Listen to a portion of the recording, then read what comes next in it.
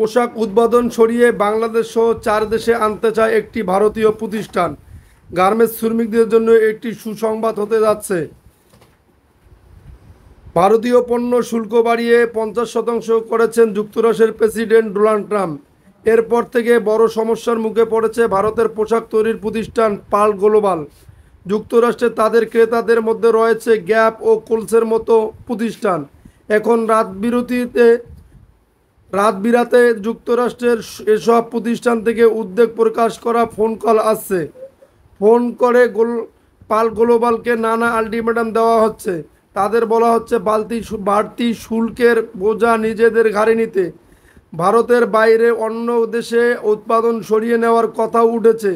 এমন পরিস্থিতিতে মার্কিন ক্রেতাদের শান্ত রাখতে পোশাকের উৎপাদন বাংলাদেশ, ইন্দোনেশিয়া, ভিয়েতনাম ও গুয়াতেমালায় নিজেদের 17টি কারখানা সরিয়ে নেওয়ার কথা বলছে পাল গ্লোবাল।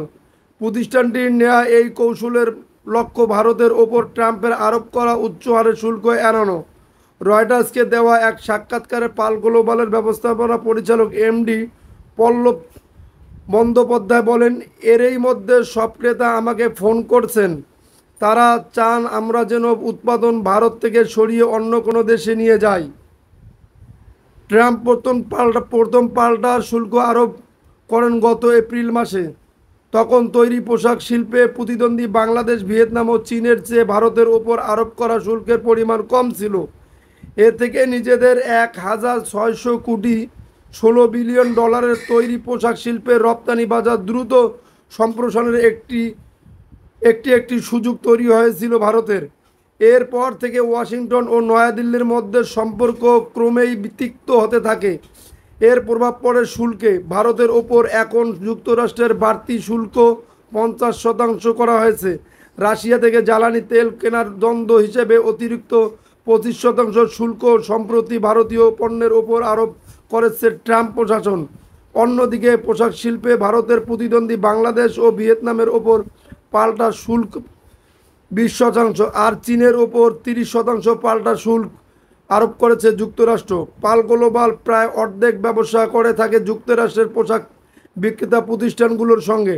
পল্লব চট্টোপাধ্যায় বলেন, কিছু ক্রেতা এই শর্তে দিয়েছে যে শুল্ক ভাগাভাগি করলেই কেবল তারা পাল গ্লোবালের কাছ থেকে পণ্য কিনবে।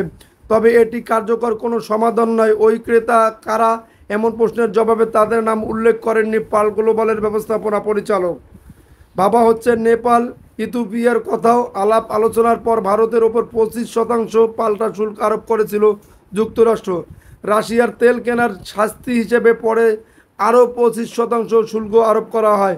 ভারতকে 28 আগস্ট থেকে সব মিলিয়ে ভারতে 50% শুল্ক দিতে হবে। এমন পরিস্থিতিতে তৈরি পোশাকের নেপাল ও ইথিওপিয়ার মতো কম প্রতিষ্ঠিত দেশগুলোতে উৎপাদন সরিয়ে নেওয়ার কথাও ভাবছে ভারতের কয়েকটি প্রতিষ্ঠান।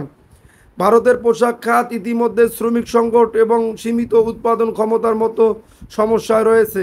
এখন ভারতের পোশাক রপ্তানিকারকদের যদি দেশের বাইরে উৎপাদন শুরু করে, তাহলে তা হবে প্রধানমন্ত্রী নরেন্দ্র মোদীর মেক ইন ইন্ডিয়া বা ভারতে তৈরি নীতির জন্য একটি বড় ধাক্কা। তাই তো ট্রাম্পের নতুন শুল্ককে চরম দুর্ভাগ্যজনক আখ্যা দিয়েছে নয়াদিল্লি। যুক্তরাষ্ট্রের ক্রেতাদের ফরমাস অনুযায়ী পণ্য সরবরাহের জন্য পাল গ্লোবাল হয়তো বিদেশে নিজেদের কারখানার ব্যবহার করতে পারবে। তবে ভারতে তৈরি পোশাকের যেসব রপ্তানিকারক শুধু ভারতের কারখানাগুলোর উপর নির্ভর করে, তাদের উপর ধাক্কাটা বড় হবে, যেমন ডিসাকো এক্সপোর্ট। যদি আপনাদের নিউজটি ভালো লেগে থাকে তাহলে অবশ্যই আমাদের চ্যানেলটি সাবস্ক্রাইব করে পাশে থাকা বেল বাটনটি অন করে রাখবেন পরবর্তী ভিডিওর জন্য।